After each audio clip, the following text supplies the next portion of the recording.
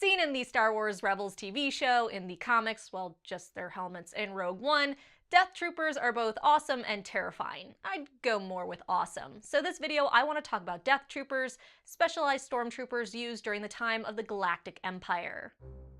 Recruited by Imperial Intelligence, Death Troopers were an elite unit created to defend the most important operations, operatives, and officers within the Imperial military hierarchy. Once recruited, they were formed into protection squadrons of bodyguards and enforcers for these key fleet officials. Death Troopers typically worked in small groups, and they were also used to guard officers within the Tarkin Initiative, a secret think tank within the Advanced Weapons Research Division that developed the Death Star. Director Krennic was one such officer in the program who was protected by Death Troopers, and he would rarely be seen without them. Grand Admiral Thrawn also used a squadron of Death Troopers during his campaign against the rebellion.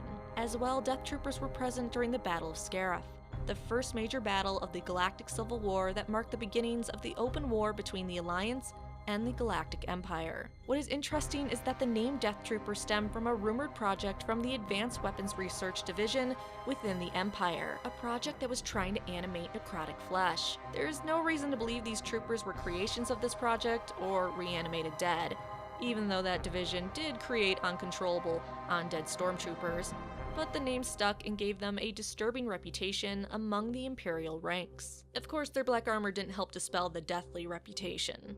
Death Troopers were selected from candidates who excelled at stormtrooper training. These candidates met much stricter standards than normal stormtroopers. Physical requirements, including height and weight standards, exceeded typical trooper averages, such as being well over 6 foot, and they were also required to meet other rigid physical and mental standards to enter this class of troopers. Though classified, Death Troopers underwent medical procedures that augmented their abilities and made them beyond human. They were experts at covering their tracks and leaving little evidence of their presence, which is good considering they specialized in commando missions. They were purposely trained in exotic locations to produce faster, stronger, and more resilient soldiers, as well as being trained in sniping, heavy weapons, and unarmed combat to make them a more efficient trooper. Not only were they better soldiers, but their equipment was an improvement on the mass-produced stormtrooper kit. They had a more sophisticated sensing apparatus for total situational awareness of enemies, allies, and combat.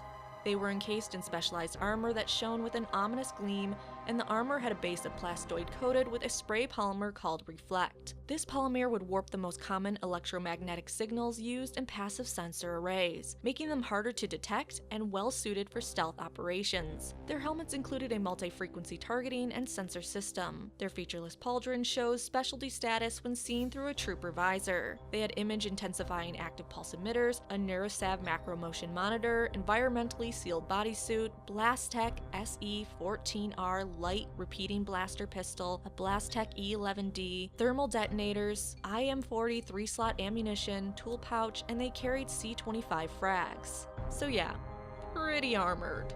But what do you think about the Death Troopers? A favorite of yours, or just another stormtrooper variation? Thanks so much for watching. Please like the video and subscribe for more Star Wars videos.